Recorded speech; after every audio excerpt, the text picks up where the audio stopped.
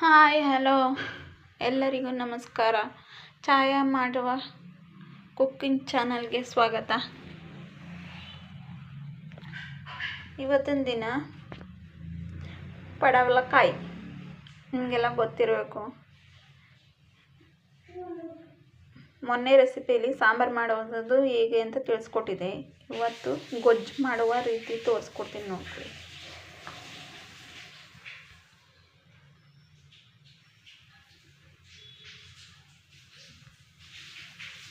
ಇದು ಪಡವಲಕಾಯಿನ ಮೇಲ್ಗಡೆ ಸಿಪ್ಪೆ ಎಲ್ಲ ತೆಗೆದು ಮಾಡ್ಕೋಬೇಕು.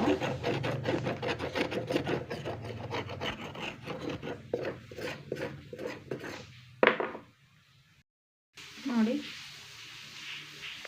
ಈ ರೀತಿ. ನೆಕ್ಸ್ಟು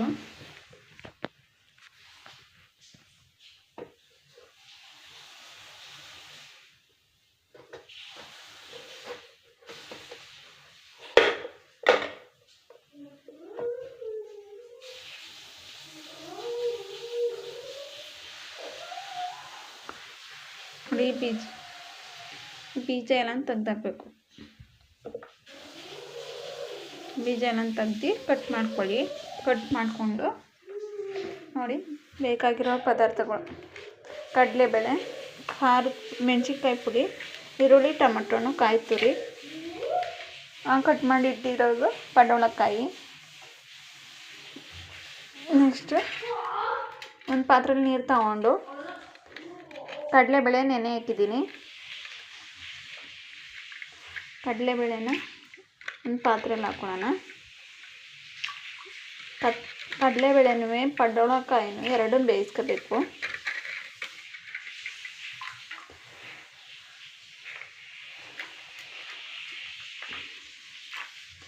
ಇವೆರಡನ್ನೂ ಬೇಯಿಸ್ಕೊಳ್ಳಿ. ಬೆಂದ ನಂತರ ಸ್ವಲ್ಪ ಉಪ್ಪು ಹಾಕೊಳ್ಳಿ. ನೋಡಿ ಫ್ರೆಂಡ್ಸ್, ಬೇಯಕ್ಕಿಟ್ಟಿದ್ದೀನಿ. ಸ್ವಲ್ಪ ಬೇಯಲಿ, ಸ್ವಲ್ಪ ಕಾಯಿಗೆ ರುಚಿ ಹಿಡೀನಿ ಅಂದ್ಬಿಟ್ಟು ಹಾಕ್ತಾಯಿದ್ದೀನಿ ಸ್ವಲ್ಪನ ರುಚಿ. ನೋಡಿ ಫ್ರೆಂಡ್ಸ್, ಬೇಯಿಸ್ಬಿಟ್ಟು ಬಸ್ತಿ ಮಡಿಕೊಂಡಿದ್ದೀನಿ. ಸಾಂಬಾರು ಮಡಿಕೊಂಡು ಅದ್ರಲ್ಲಿ ನೀರು ಸಾಂಬಾರು ಮಾಡ್ಬೋದು ಕಣ್ರಿ. ಇವಾಗ ಒಂದು ಪಾತ್ರೆಯಲ್ಲಿ ಈಗ ಗೊಜ್ಜು ಮಾಡೋದೇ ನೋಡೋಣ. ಆಯಿಲ್ ಹಾಕೊಳ್ಳಿ. ಸ್ವಲ್ಪ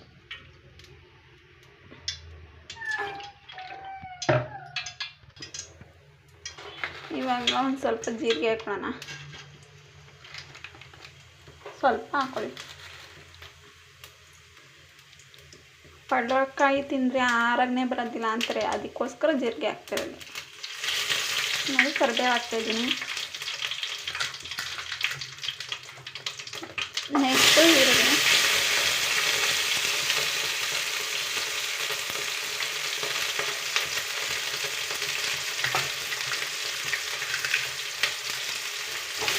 ಕೆಂಪು ಬಣ್ಣ ಬರೋ ಅಂತ ಹುರ್ಕೊಳ್ಳೋಣ.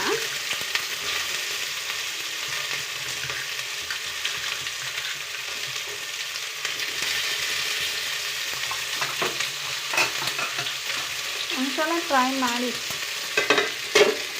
ನೋಡಿ. ಈರುಳ್ಳಿ ಹಾಕಿದ್ರೆ ಫ್ಲೇವರ್ ಕಂಡು ಏನು ಗಮ್ ಅಂತ ಸಿಗುತ್ತಾ.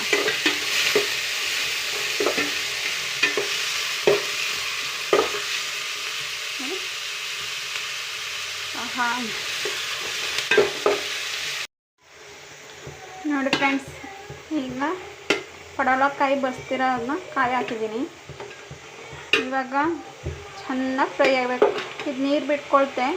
ಚೆನ್ನಾಗಿ ನೀರು ಸೇರಿಸಿ, ನೀರು ಜಾಸ್ತಿ ಉಟ್ಕೊಂಡ್ರೆ ಐ ಫ್ಲೇವರಲ್ಲಿ ಇದು ಮಾಡ್ಕೊಳ್ಳಿ. ನೀರೆಲ್ಲ ಸೀದೋ ಅಂತ ಬೇಯಿಸ್ಕೊಳ್ಳಿ.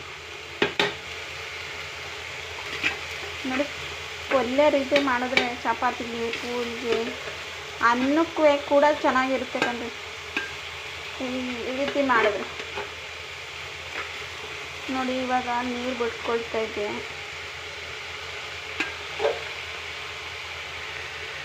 ನೋಡಿ ಇವಾಗ ನೋಡಿ ನೀರು ಬಿಟ್ಕೊಳ್ತೈತೆ, ಚೆನ್ನಾಗಿ ಸೀಬೇಕು ನೀರು. ಇದೆಲ್ಲ ಸೀದೋದ್ಮೇಲೆ ನೀರು ಕಾಯಿ ತುರಿನೂ ಖಾರದ ಪುಡಿನ ಹಾಕೊಳ್ಳೋಣ, ಮೆಣಸಿನ್ಕಾಯಿ ಪುಡಿನ.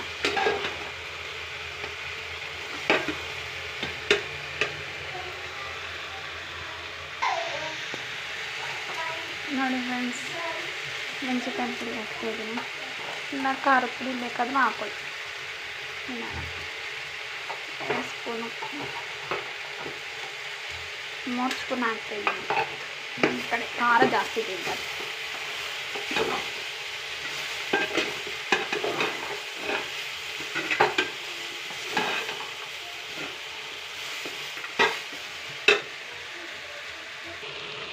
ಸ್ವಲ್ಪ ರುಚಿಗೆ ತಕ್ಕಷ್ಟು ಉಪ್ಪು ಹಾಕೋಣ. ಮೊದಲು ಹಾಕಿದ್ದೀರ, ಈಗ ಒಂದು ಸ್ವಲ್ಪ ಹಾಕೊಳ್ಳೋಣ. ನೋಡಿ ಫ್ರೆಂಡ್ಸ್, ನೀನು ಕಾಯಿ ತುರಿ ಹಾಕ್ಬಿಟ್ರೆ ರೆಡಿ ಟು ಈಟ್. ನಾನು ತುರಿದಿಟ್ಕೊಂಡಿದ್ದೀನಿ. ಆರಿಸ್ಕೋಬೇಕಾದ್ರೆ ಆರಿಸ್ಕೊಳ್ಳೋದಾರೆ ಆರಿಸ್ಕೊಂಡು ಮಿಕ್ಸಿಗೆ ಹಾಕೋಬೋದು. ನಾನು ಆಡಿಸಿಲ್ಲ, ಅದೇ ತುರಿದಿಟ್ಟಿರೋದು. ಆಹಾ,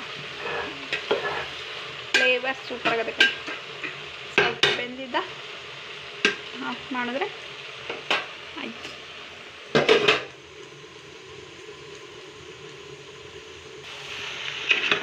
ನೋಡಿ ಫ್ರೆಂಡ್, ಬೆಂದಿದೆ, ಸ್ವಲ್ಪನೂ ನೀರಿಲ್ಲ ನೋಡಿ. ಈ ರೀತಿ ಬೇಯಿಸ್ಕೊಳ್ಳಿ. ರೆಡಿ ಆಯಿತು ಪಡವಲಕಾಯಿ ಪಲ್ಯ, ಗೊಜ್ಜು, ಏನು ತಿಳ್ಕೊತೀರಿ ಅದು. ನಾನು ಮಾತ್ರ ಪಡವಲಕಾಯಿ ಗೊಜ್ಜು ಅಂತ ಇದ್ದೀನಿ. ಅನ್ನಕ್ಕೆ ಚಪಾತಿಗೆ ಸೂಪರ್. Ready to eat. ಪಡವಲಕಾಯಿ ಜೊತೆ ಚಪಾತಿ, ಅನ್ನ ಜೊತೆನೂ ತಿನ್ಬೋದು. ಪೂರಿ, ಚಪಾತಿ ಎಲ್ಲದ್ರ ಜೊತೆನೂ ಚೆನ್ನಾಗಿರುತ್ತೆ. ತಿಂದು ಟೇಸ್ಟ್ ನೋಡ್ತೀನಿ, ನೋಡಿ ಹೇಗಿರುತ್ತೆ ಅಂತ.